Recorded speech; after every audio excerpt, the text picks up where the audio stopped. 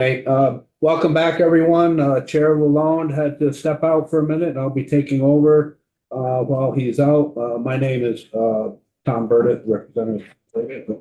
Anyway, he just stepped back in the room. But we're I have to step out. I apologize. no, that's fine. That's fine. I'm leaving it in your capable hands. Yeah, and we're going to be readdressing H 626, an act relating to voyeurism, disclosure of sexually explicit images without consent, and we're going to be hearing from Sheriff Larson, Under Sheriff Larson. Thank you. Yeah, Lowell Larson, current undersheriff, Marquette County, Michigan. I should be up on your screen right now, just kind of give you a spatial reference of where we're at in Michigan in the Upper Peninsula.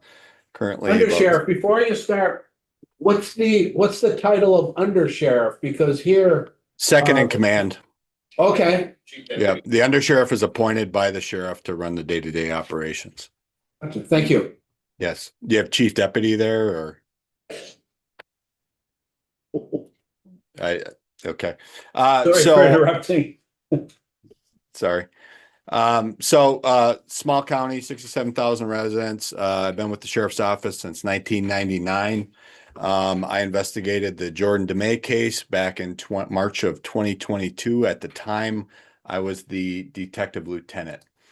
I'm not going to go through the Jordan DeMay case and the specifics because unfortunately it's eerily similar to Brian and Mary's testimony. It's basically a cottage industry, and the playbook is basically the same.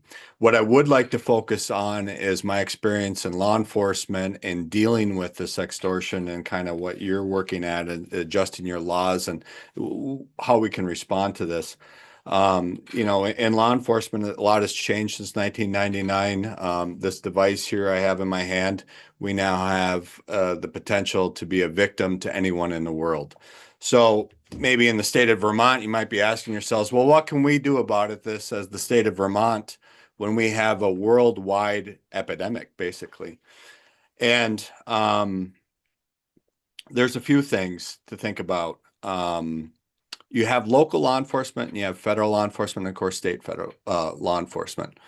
Now, a lot of people ask me, why was the Jordan DeMay case successful in getting extradition? We were the first case to get successful extradition of the Ogashi brothers from Nigeria, brought back to the U.S., and they are currently sentenced to 17 and a half years in federal prison. I credit the family. The family made this public.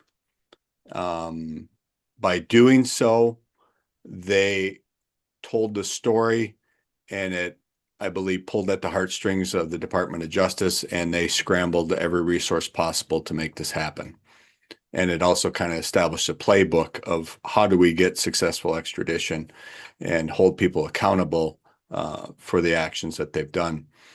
The problem is, this is such a rampant crime that the DOJ does not have the resources, nor the local law enforcement, the resources to respond to this. So you can't always get, I hate to say it, a federal entity to bite onto something for them to run the investigation. So you need local laws, you need laws within Vermont so your local law enforcement can obtain search warrants and arrest warrants based on your state law. And if anyone's ever tried to work with federal law enforcement, it is a lot more difficult for a federal agency to get a search warrant compared to a local agency. So it may be easier and it may progress the case faster. If it starts out at the local level, it can go to the federal level later, but it's very important to enable the local law enforcement to have that capability. I had an extreme frustration. I got numerous frustrations with the tech companies, but when I discovered Jordan was discovered by his father roughly 7:30 in the morning as a victim of suicide, and the whole thing transpired in just 5 hours and 25 minutes. And I found out that evening that we were dealing with sextortion because the actors had actually sent the explicit images to his girlfriend, and his girlfriend had reached out to us. The following morning, I tried to try to obtain the records of both Jordan's account and what was the Danny Roberts account.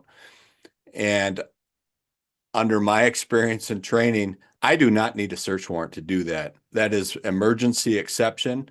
I have a dead 17-year-old as a result of sextortion. It is very probable that he is not the only person that they're targeting, and they denied me. I ended up, I was, I was just, I still can't get over it today, why I was denied that exigent or emergency circumstance to avoid having to get a search warrant. And not only did I have to do a search warrant, I also had to do what's called a non-disclosure. That non-disclosure is I have to tell Meta, do not tell anybody I just wrote you a search warrant for this account, because in their user agreements, they tell the person that, oh, law enforcement just executed a search warrant on your account. So I had to get an additional order and spend time drafting that and getting all that set and signed by a magistrate so that I have to force them not to tell the account user that I've executed a search warrant on their account. So long story short, I did do the search warrant. I did do the non-disclosure. And usually it takes up to 30 days to get the results. I kept the pressure up and with Meta, and I explained to them my reasons for why I need this information ASAP. I did get a production for my search warrant request the following evening. We soon learned that it was from Lagos, Nigeria. Now, some things that I would recommend. I have not read through your bill. I know it's kind of a work in progress there. I would suggest that you include financial benefit. Like I believe Brian said, follow the money.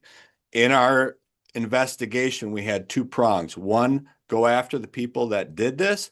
Two, follow the money. So we need this two-prong attack. Now, here's what the key is. Once again, why does this apply to Vermont? The money mules, as we will call them, this is the way that it works. When the payment was sent via Apple Pay does not allow you to, that I know, to send that payment internationally. So that payment has to be sent domestically within the United States, meaning it has to go through someone within the continental United States or the US proper, that has to receive that money. They receive that money, and they are a mule, so they have to be benefited. They financially benefit from that. They take 20% of the money they receive, take the remaining 80%, convert it to Bitcoin, and then they send it to Nigeria via Bitcoin. So our investigation led to the discovery of 6 people in the state of Atlanta, in Atlanta, Georgia. And so here's where Vermont comes along. If you can't get federal assistance in your investigation, a search warrant in Vermont issued out of the state of Vermont would be good enough to get the details for the money mules within the United States. A local law enforcement officer could go through Gmail or whatever account that they used to eventually get to the actor that is being the money mule in this situation.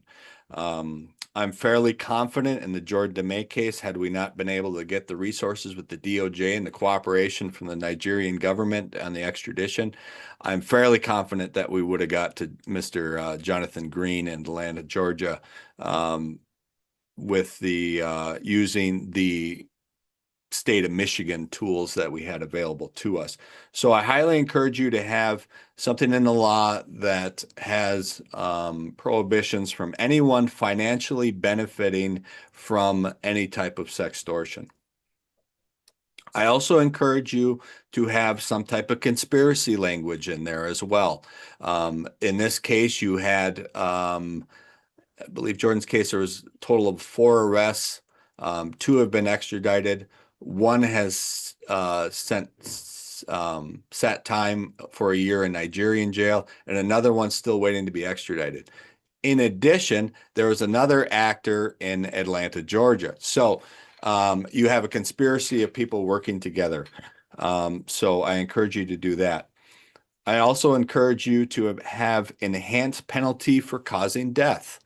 In my opinion, this crime is felony murder. Felony murder being if someone commits a felony and someone dies as a result of that felony, they can be charged with felony murder. So the original federal charges for the Ogashi brothers included production of CSAM, which is child sexually abusive material causing death.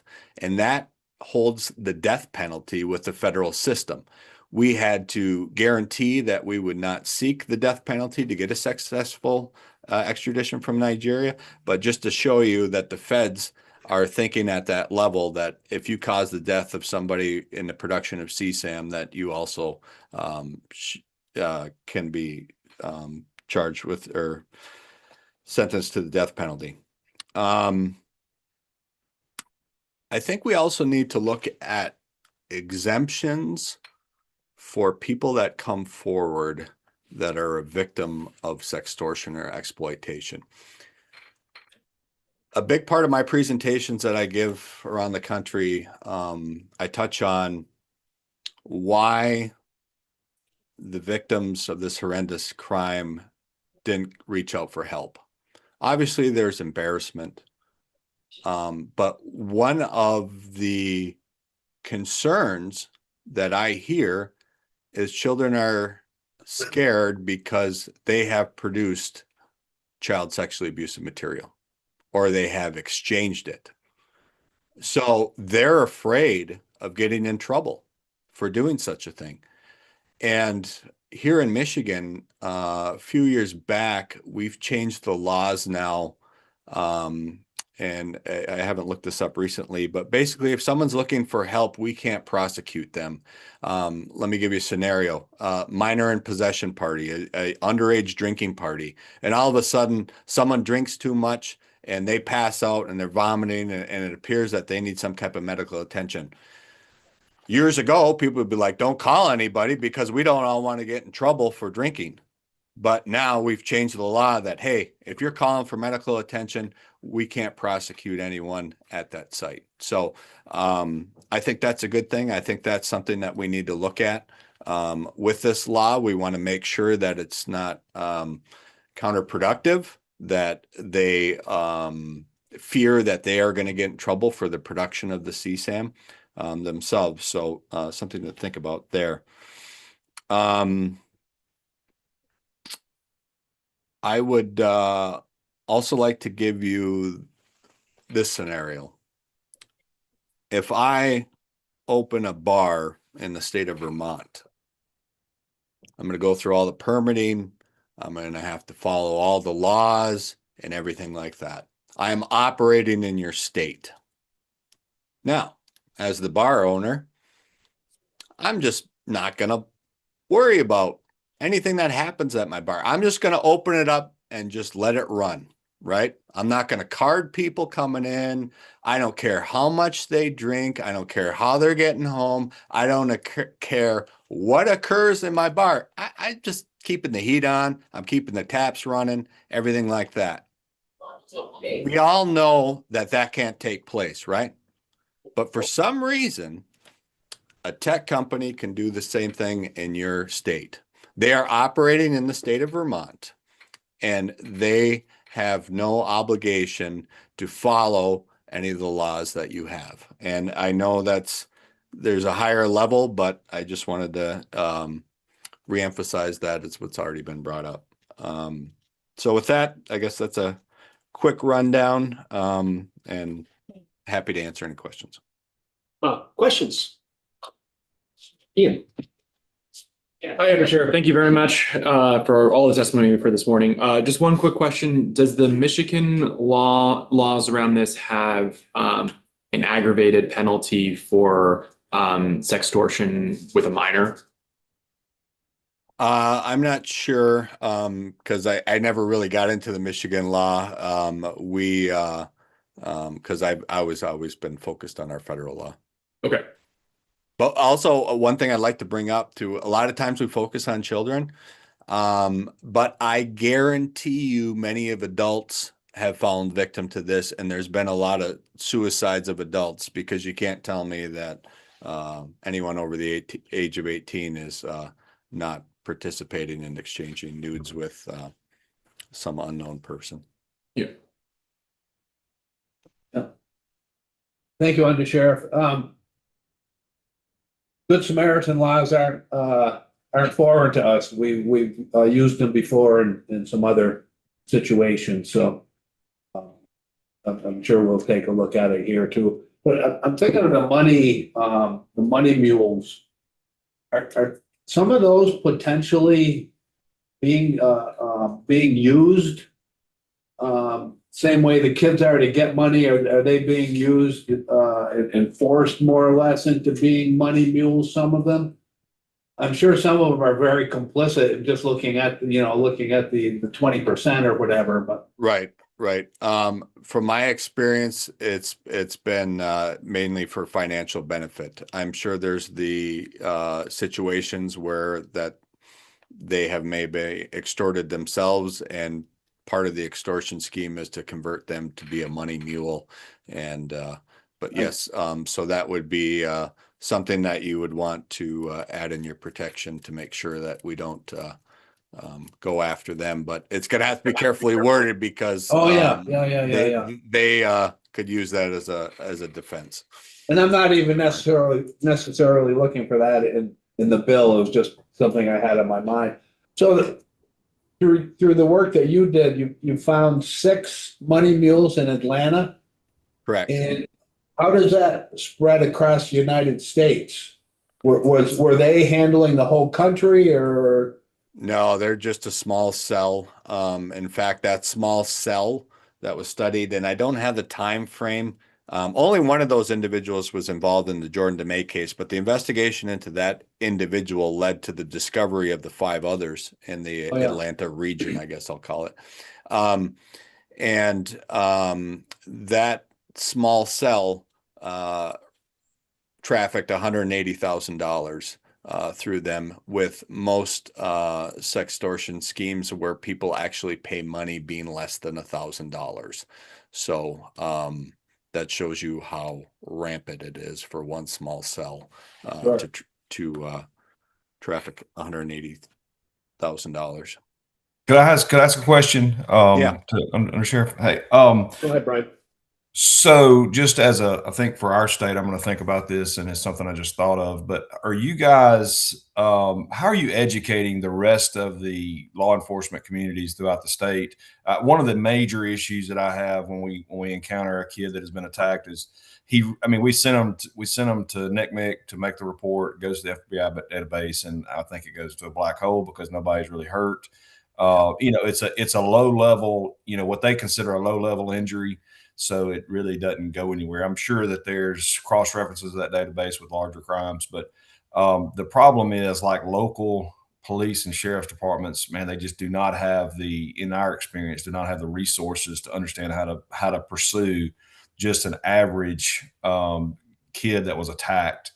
And that low level attack is where all of these started. So I guess question for you, 2 things. A comment is that in the bill, I think a funding category for local law enforcement would be phenomenal.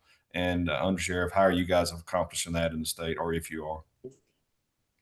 Yeah, well, the frustration with law enforcement is, almost every scam we deal with goes outside the United States. So we get very frustrated when we get these calls, because we know you generally assume that you can't do anything about it. For instance, I just I had another scam shortly after this one where a company lost $250,000 and the feds wouldn't bite on that one. And I was kind of dead in the water, but we did have a money mule on that case within the United States. So I guess it's encouraging when I give my presentation to other law enforcement is basically I encourage them to run the case as far as they can.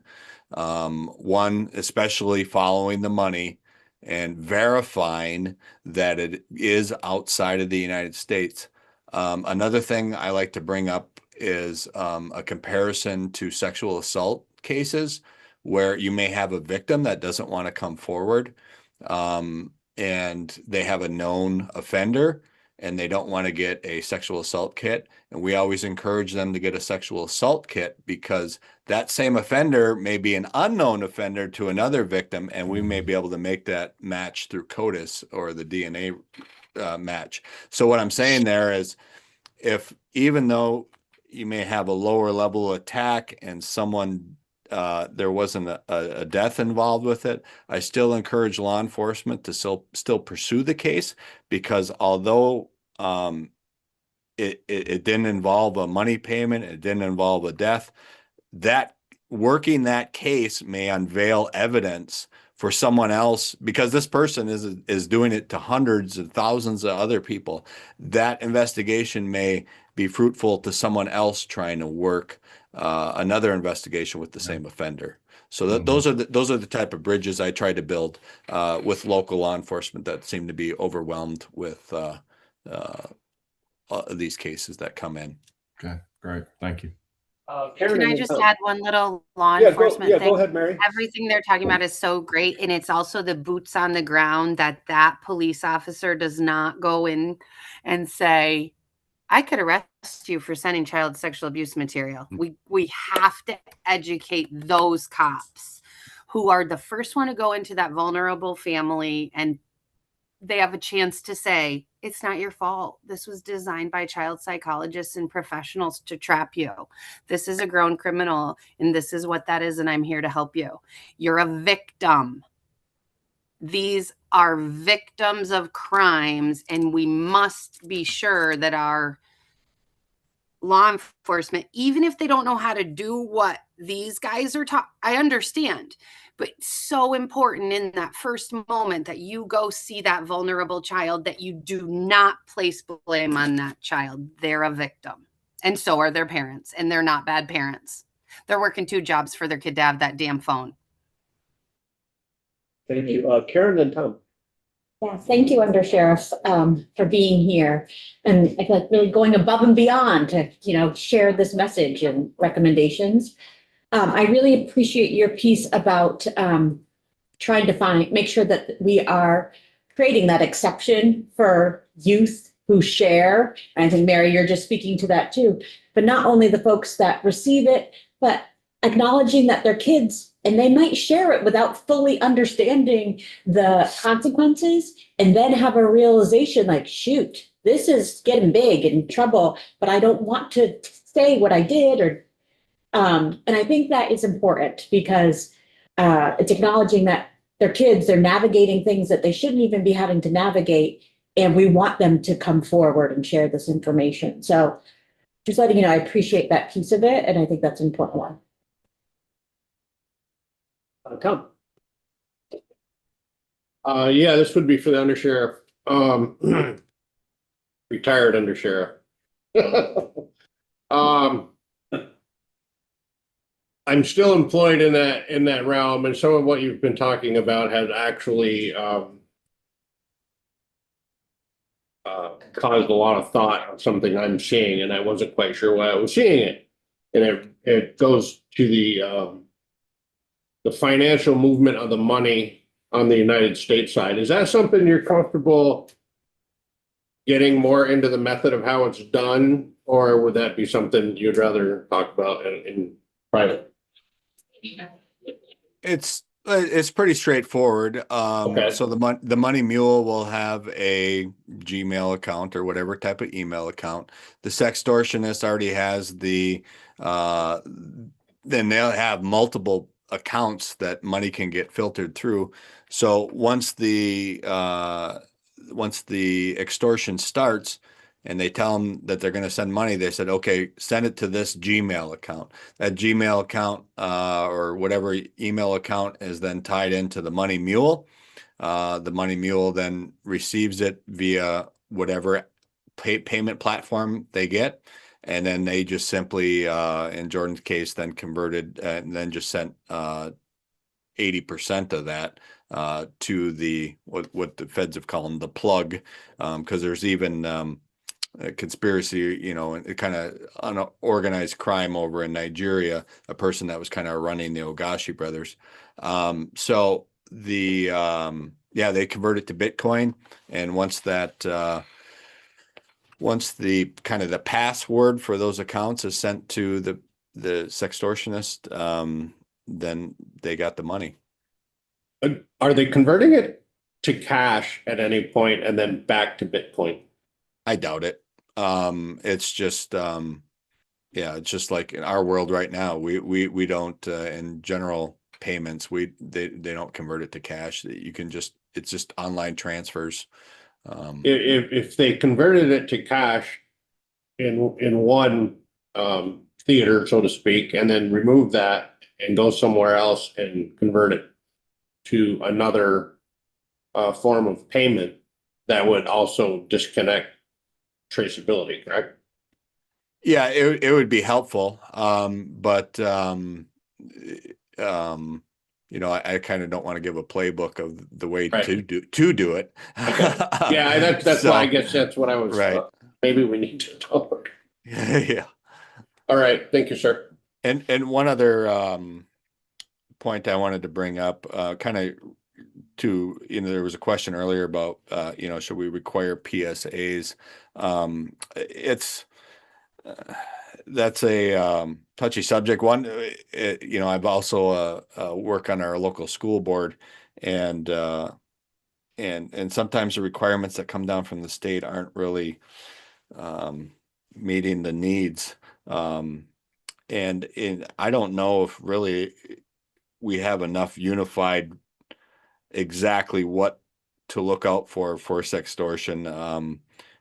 But a point I wanted to bring up is, and I tell everybody this in my presentations, is one of the reasons I believe that kids don't come forward is because they fear they're going to lose access to this device right here if they bring that forward. And I like to tell parents to think about it differently. How would you react right now if your 17-year-old child came to you and just said, I'm being extorted over sexual images I sent? Are you going to immediately lose your mind and tell them no more cell phone for the next year or the rest of your life, or however, whatever your overreaction is going to be? And I think people need to change that thought process to, we need to congratulate that child for coming forward and having the maturity to know when they need help. So a lot of people's knee-jerk response to online predators is to we're just going to do away with all internet access. We know that's not even really feasible anymore. We really need to send a message that if someone comes forward to you for help, you need to show your appreciation for how mature they are and bringing that forward. Just like you have the conversation with your child. If you go out drinking, I don't want you drinking, but if you do, and you need a ride home, I will come and get you. We'll talk about it later, but I will come and get you, and it's not going to be a big scene. So just a thought I wanted to share. Any other questions? Angela. I just want to say thank you, Under Sheriff, for being here, and for just as Brian and Mary are doing, the more folks are willing to talk about their experiences with these types of crimes from all aspects, all involved parties, I think it really goes a long way to helping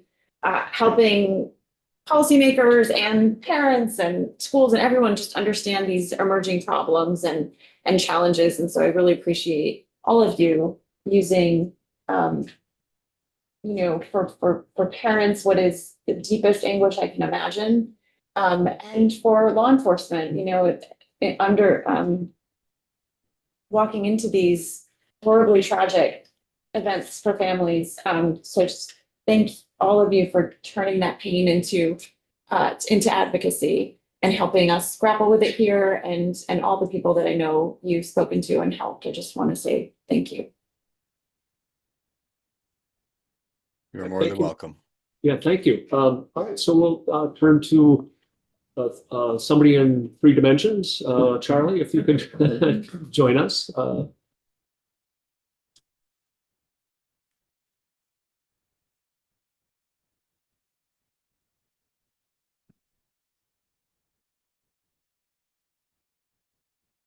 Good morning.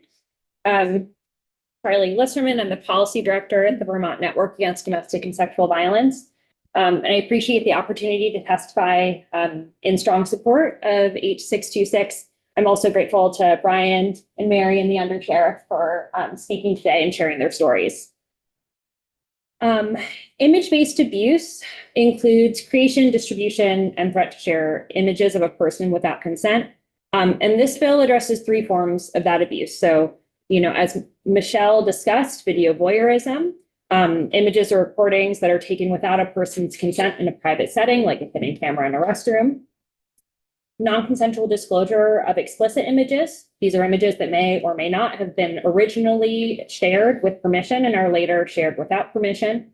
And Vermont's statute on non-consensual disclosure encompasses what's often called revenge porn. It also includes digitally altered or AI-generated images. And then sexual extortion, which we have been discussing with the last couple witnesses. This is when a perpetrator threatens to disclose a real or synthetic explicit image unless the victim complies with demands. And this can occur in a number of different contexts. It can include contexts like online scams. It can also occur in the context of a domestic violence situation or in trafficking. As technology advances, this harm has become more common and more severe. And we feel it's essential that our laws be updated to protect Vermonters in this new reality. Once an image is shared online, it can spread instantly and be nearly impossible to remove. And that means that survivors face a chronic sense of threat, that their abuse will continue no matter what they do, because the image will remain accessible online. And these consequences are wide-ranging. It impacts the survivor's safety, their reputation, their relationships, their job prospects, and their physical and mental health. And as you've heard, image-based abuse disproportionately affects young people, and it can shape the rest of their lives. Research shows that victims of image-based abuse experience higher rates of PTSD and depression than even other forms of domestic and sexual violence alone. And so it's important that we have civil and criminal law responses that appropriately address this harm. On the civil side, H626 strengthens remedies for victims of video voyeurism and non-consensual disclosure of explicit images. It allows survivors to file a lawsuit against a perpetrator for the harm they caused, and they can do so at any time. The bill also clarifies that a diagnosis of a trauma-related disorder, such as PTSD, meets the requirement of actual injury in a civil claim. As Michelle noted, this provision is informed by a 2025 Vermont Supreme Court decision, Kilburn v. Simon, and involves harm caused by video voyeurism. This was a concurring majority opinion where Chief Justice River and Justice Waples emphasized that Vermont's tort law has not kept pace with our understanding of PTSD and psychological trauma. And they urged the development of this area of tort law to bring us closer to parity, so we can ensure that those who are harmed psychologically as well as physically are heard and compensated. And we couldn't agree more. On criminal law responses, H626 shifts the statute of limitations for video voyeurism and non-consensual disclosure of explicit images to align with how these crimes actually unfold. Current law gives victims 3 years from the time the crime was committed, and many victims don't discover that an explicit image or recording of them is online until years later, sometimes after it's been viewed by millions of people. Under current law, their opportunity to pursue criminal charges may have expired before they even know they were harmed, and we have worked with survivors where this has been the case. This bill proposes to start the clock at the time of discovery and close it 6 years afterwards, and other states, including Connecticut, Louisiana, have taken this approach to ensure survivors have a meaningful path to justice. And lastly, H626 creates penalties for criminal threatening involving explicit images or sexual conduct. Threatening to disclose an explicit image is a deeply coercive act, and it can be used to compel victims to provide many kinds of things, from money or labor, or to engage in a sexual act against their will. It's an element of coercive control in domestic violence, sexual violence, and trafficking, and it should be recognized in Vermont's criminal statutes.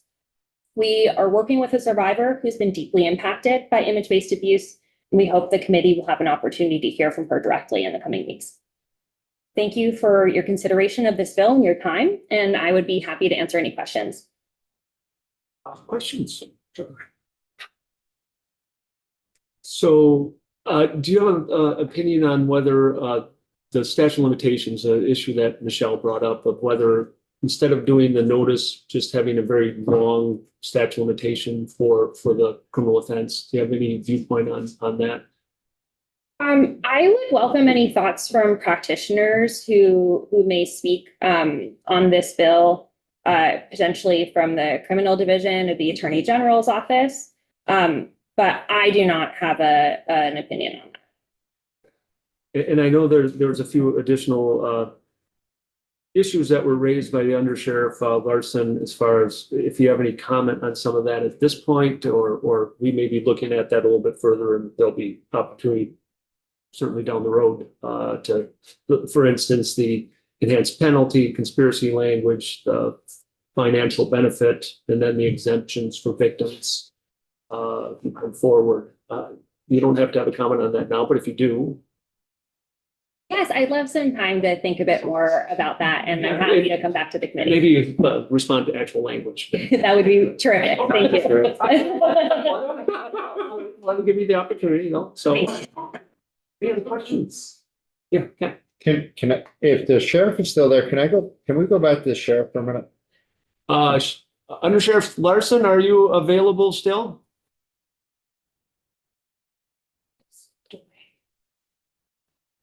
We'll see if he pops back. Yeah, if he comes back after our next witness. He's on. Oh, there we are. Okay, so we have a question for you. Go ahead, Ken. Yep, sorry, I was on the phone. Yes. Okay, good morning, Sheriff, and first my condolences to the family. While the testimony's been going on, I've been reading up, and when you brought up this other name of the young man that you were involved in, I've just been trying to catch up to everything. So this money laundering and all this stuff, the Nigerian brothers, they're out of country, and probably not much goes on with them. But there was a total of 5 people in the U.S., 3 from Georgia, one from Michigan, and one from Louisiana, involved in this with the money laundering. Is that correct? I don't have all the specific locations down, but the FBI ended up finding a total of 6. Total that of were 6 involved in money laundering, sextortion operations, with one of them being involved with the Jordan DeMay case. Okay, so I'm just going over this, and then I see how the money, it's been talked about, the Bitcoin and broken down and used by Apple Pay, Cash App, and Zelle, whatever that is. I'm not. Zelle. I'm too old for all that crap. But anyway, and I know this is the internet stuff, but also, how this is being paid for, wouldn't they be held with some sort of accountability also? Or is that out of your preview? I guess I don't quite understand the question. Mean that they'd be held accountable through other laws? Well, it seems like this money laundering scheme, right, which is basically organized crime to me. It Right. seems like there would be they would be involved in this to where they would be held accountable for something. Correct. Yep. And they were all sentenced in federal court. Yep. No, not the guys that did it, the apps, the like the Apple Pay and Oh, I got you. Cash Yeah, App. yeah, I got you. The accountability for like Apple Pay or Zelle or anything like that. Yeah. Yeah. That may be maybe a little bit more difficult to hold them accountable because they don't have quite as much information. They don't know why money was sent from Jordan DeMay to Jonathan Green via Apple Pay. They don't know if it's because of his birthday or a sextortion. So I guess they would have limited information. And so I would assume that they would have less accountability. Okay, thank you for that. The other thing is, it looks like the people that were involved from the United States that did this, they didn't really get anything for a sentence for Correct.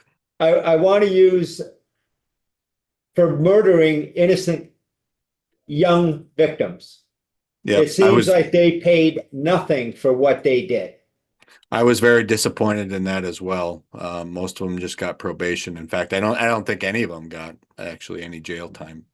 Quite frankly, I am very angry about this. Just shows how our lack of judicial system is just so messed up.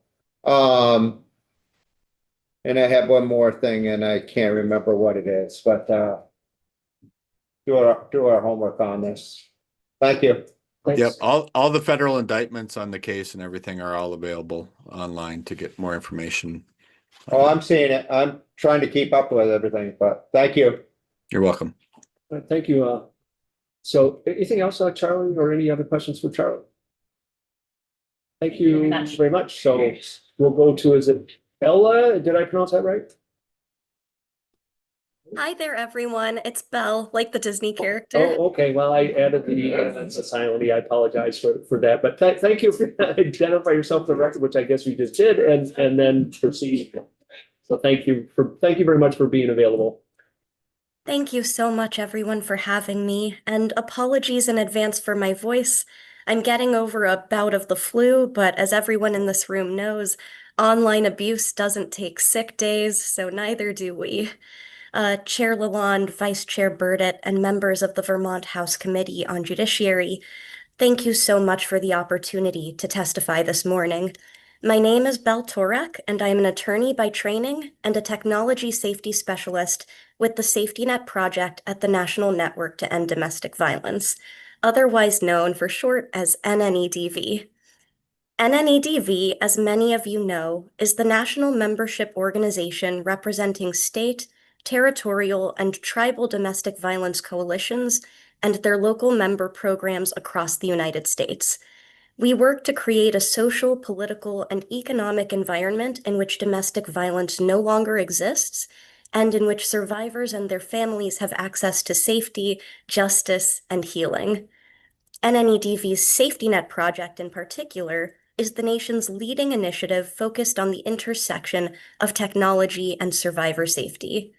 Under the leadership of our director, Audace Garnett, and our assistant vice president, Erica Olson, we work with domestic violence and sexual assault advocates, attorneys, courts, law enforcement, the tech industry especially, and policymakers across the country to address technology-facilitated abuse and to ensure that legal frameworks keep pace with rapid technological change. I personally began working on issues of non-consensual intimate imagery and online sexual exploitation long before there was widespread public recognition of these harms, and well before there was legal or cultural consensus that this is conduct as opposed to, speech worthy of First Amendment protection, and that it constitutes a serious form of sexual violence. During a time when survivors were often blamed and told that the law had little to offer them in terms of recourse, I worked alongside advocates and victims to push for legal recognition of these harms, a shift away from stigma toward survivors, and most importantly, meaningful, actionable remedies at the state and federal levels. Much of that work has occurred with the Cyber Civil Rights Initiative, the preeminent organization in the world dedicated exclusively to supporting victims of non-consensual intimate image abuse and advancing legal reform in this area under our president, Dr. Marianne Franks, and executive director, Michelle Gonzalez. I now serve on its advisory committee in the company of some of the most esteemed privacy scholars and advocates of this moment and continue to work with them to advance survivor safety and privacy. Much of SafetyNet's portfolio today centers on addressing challenges of image-based sexual abuse, including sextortion, non-consensual intimate imagery broadly, and AI-generated non-consensual intimate images, often termed digital forgeries. I often provide legal and technical assistance to survivor advocates and attorneys, advise state and federal policymakers on legislative and regulatory responses, and we co-chair with the Center for Democracy and Technology, the leading multi-stakeholder working group on the topic. So we do so much of this work around image-based sexual abuse because we are responding to the urgent need of the moment. We are meeting the moment because this is one of the most urgent and rapidly evolving forms of tech-facilitated abuse that we address. Image-based abuse is not merely a privacy violation. It is a form of sexual violence and coercive control. Survivors experience devastating, long-lasting, and often irreparable harms, including stalking, threats to families, loss of employment, housing instability, reputational destruction, severe emotional and psychological trauma, and as Under Sheriff Larson correctly noted, suicide. For many survivors of domestic and sexual violence, intimate images leveraged to silence, to isolate, to wield control, undo control, occur long after a relationship has ended. So while non-consensual intimate imagery is not itself new, generative AI has dramatically expanded perpetrators' capacity to inflict harm. In recent years, AI has fundamentally transformed both the scale and ease with which this abuse can be carried out.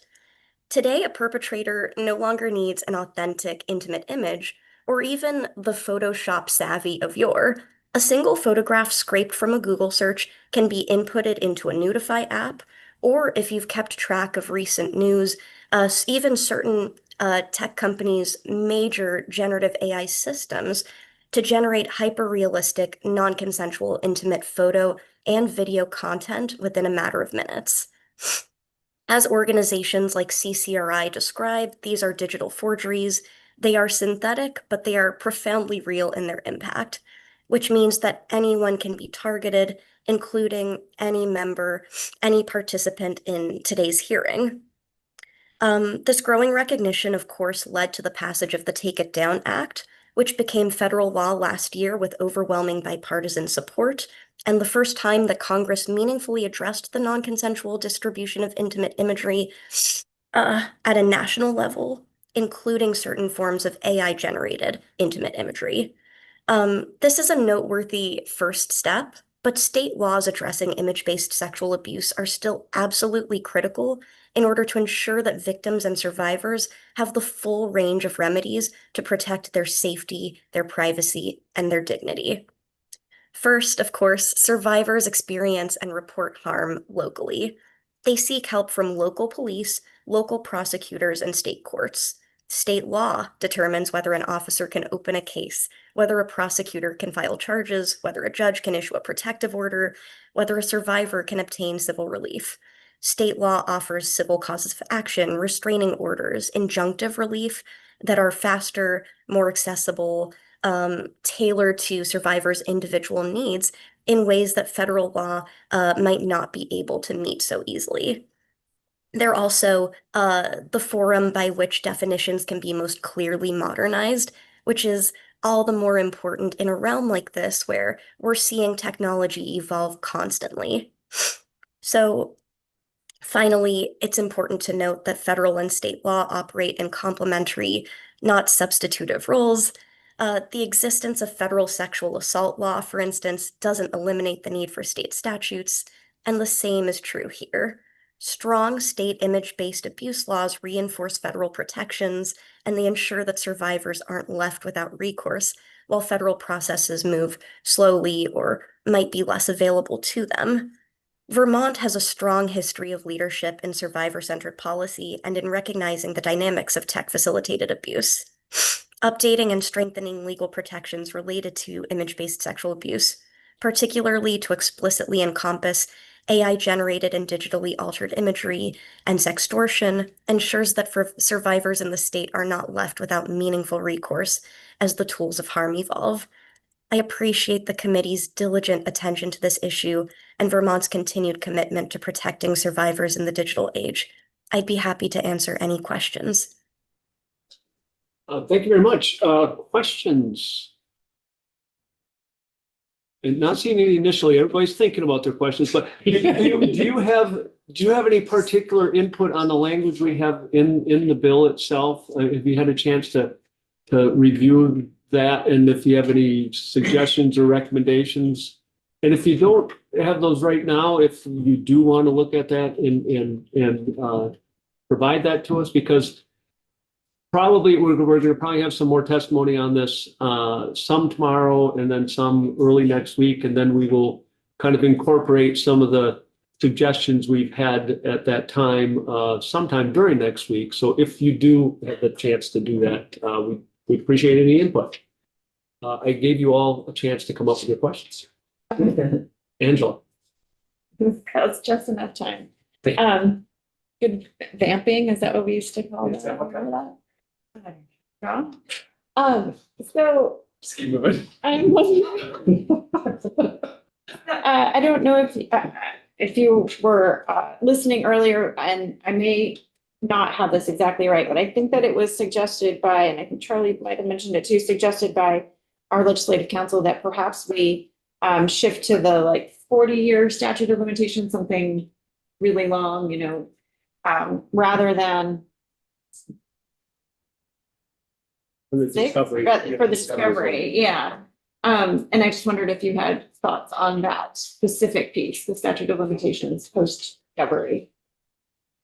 So I'm going to do something that may get me into a little bit of trouble with my bosses later, where my take may differ a little bit from my organization's. As a general rule, because NNEDV is a membership organization, we do stand behind state coalitions and their recommendations. My personal recommendation as Beltorek, the image-based sexual abuse survivor advocate, is that there isn't harm in, I'm thinking of all of the range of harms that can exist from expanding that statute of limitations.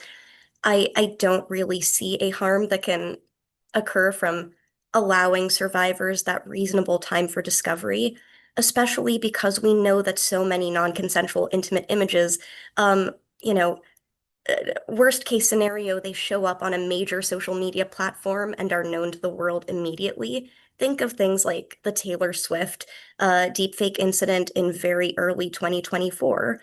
But one of the aspects of the Federal Take It Down Act that is a little bit challenging is that while it is responsive to non-consensual intimate imagery that takes place across major social media platforms, one of its oversights, a little bit of a blind spot, is that it doesn't apply the same way to curated deepfake sites that are not interactive computer services where there are lots of members uploading content. So a bad faith actor who has their own dedicated non-consensual intimate image website might not be as easily discoverable. Now, I do think that there are certain things that may change that. For instance, there are technologies like Face Check ID that allow a user to basically upload an image of themselves and see instances where their image exists on the internet. However, I'm not sure that it's going to be accessible in the same ways, and I think that there are increasing ways to evade even systems like that. Thank you. Thank you. Other questions?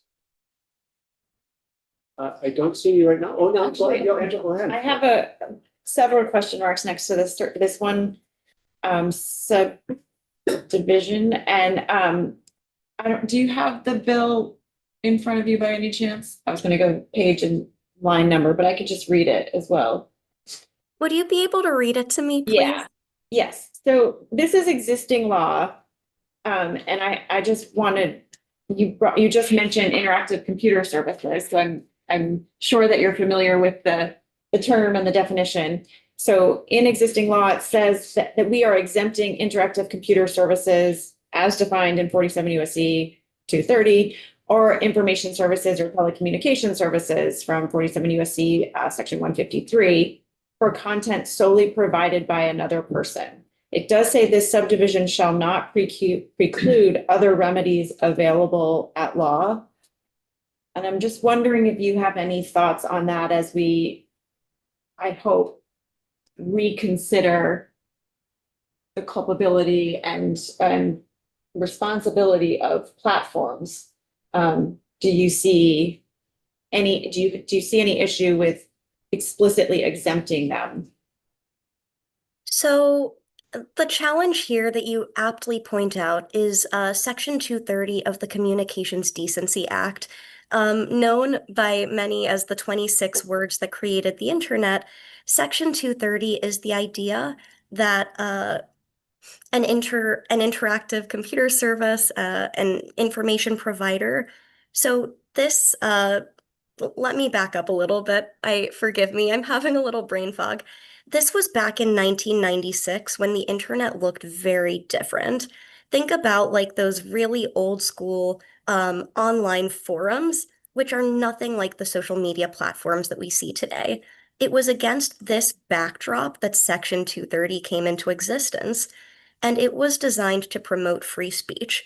The idea being that if you make a forum liable for the speech of individual users, then we're creating a world where forums have to basically pre-review users' content before allowing it to be published in a way that is anathema to the First Amendment, anathema to free speech, discourse, like all of these democratic values that we care about. Of course, Section 230 hasn't meaningfully changed since then, and our online landscape definitely has. I understand wanting to not run afoul of Section 230, but I would encourage everyone in the room to read the scholarship of Dr. Marianne Franks and Danielle Citron, two of the leading scholars who are at the helm of efforts to reform Section 230 in ways that may be a little more protective of survivors. Yes, thank you. I mean, I'm, as someone who hopes that we will actually repeal Section 230, I'm wondering, you know, I'd love to know, yeah, I just want to hear legal perspectives on how we might not run afoul, but still recognize and, you know, work in the present day that, you know, the current reality. So always interested in hearing legal opinions on this matter. Thank you so much. Always happy to work with Charlie and all of you to support any subsequent efforts. Thank you. Any other questions for that? I don't see any. So I see that you came back up, Mary. Did you have I can give you the final word for this morning if you wish. I've been listening. That was so great about Section 230. It just was, it's not free speech because that's when it was made, when everything was put on a chat board in the chronological feed. And so I said something, you could argue back with me, but as other people contributed, down would go the first two.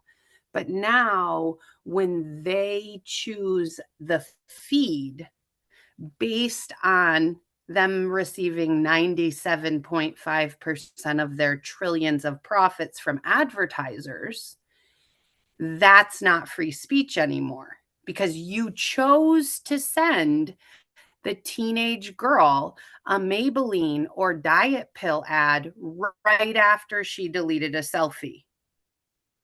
Because a kid searched self-help affirmations, and in 3 swipes, he was in how to die by suicide.